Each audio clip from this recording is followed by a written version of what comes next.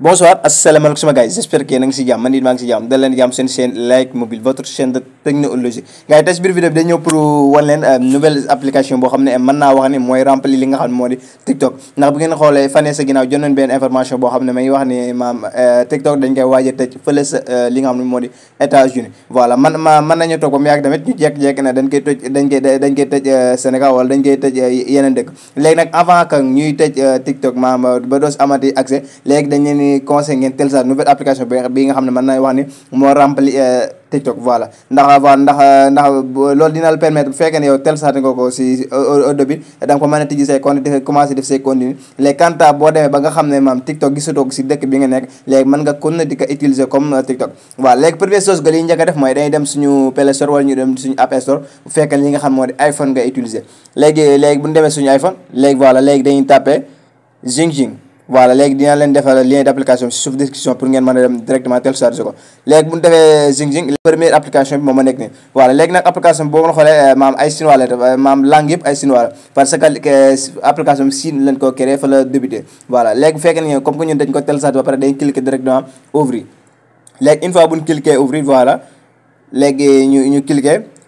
no da la indil agreement da indi la no agreement voilà léegi dañuy cliquer deuxième option bi mooy no agreement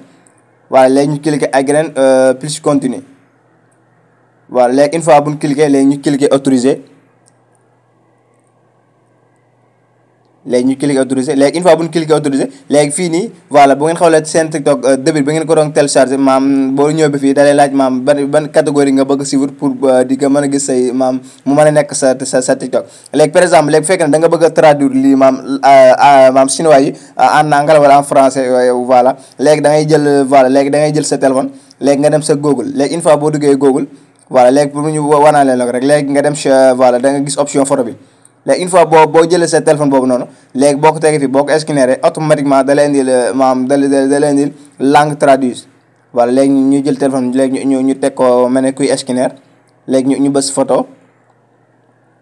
léegi boo bësee photo voilà léegi andi na la traduire léegi dañuy cliquer fi ba defal traduire léegi boo cliquer traduire mbooleem maam moo boo xam ne def na ko fi bi en chinois rek voilà da nga gis mu traduire loo ko defal en anglais wala en français yaa xam ban langue nga bëgg a choisir ñun français leen bëgg a choisir voilà léegi nag léegi nga xool fii nii yan catégorie moo la intéressé léegi nga def ko nga def clic droit léegi nag bu la neexee mën nga jël sa temps nga xool sa téléphone di ko dugal bu la neexee tam bu fekkee ne maîtriser nga ko voilà léegi man nga teg téléphone à part léegi ngay xool yan catégorie moom moo la intéressé pour nga bëgg a utiliser li nga xam ne moo di sa Jing voilà parce que nag maam bu fekkee ne Jing ma application bi amagul langue français moo tax ñu leen conseil bu fekkee ne yow da nga bëgg a def da nga bëgg a utiliser bi première bi en français léegi mën nga dem sa li nga xam ne moo di sa jël sa beneen téléphone nga dem Google voilà nga utiliser ko mais nag bu fekkee ne application bi mën nga changer langue bi mais amagul li nga xam ne moo di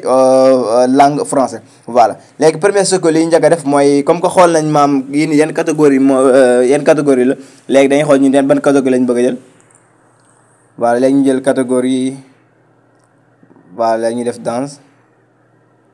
cinéma voilà comme catégorie comme yaa xool catégorie bu la intéressé rek maam 4 lay nekk nag voilà léegi buñ cliquer ba pare léegi ñu cliquer confirmer léegi une fois buñ cliquer confirmer léegi ñu bës confirmer léegi une fois bu ñu bësee confirmer léegi dañuy bës autoriser pour mën a dugg si application bi voilà léegi mën nañu defale pour seetaan bépp vidéo boo xam ne bëgg nañ ko seetaan rek léegi mën nañ ko am léegi si Jing voilà mais nag bu fekkee ne vidéo yi nga xam ne mooy vidéo Sénégal am na yoo xam ne maam ñëwagul ba parce que am na yoo xam ne créé gun fa compte pour def seen i contenu voilà léegi si beneen vidéo bii di ñëw dina leen wax naka ngay def ba créer sa compte Jing di si mën a def say propre contenu voilà quant à boo amul TikTok rek nga mën koy utiliser jaa ngeen jëf à la prochaine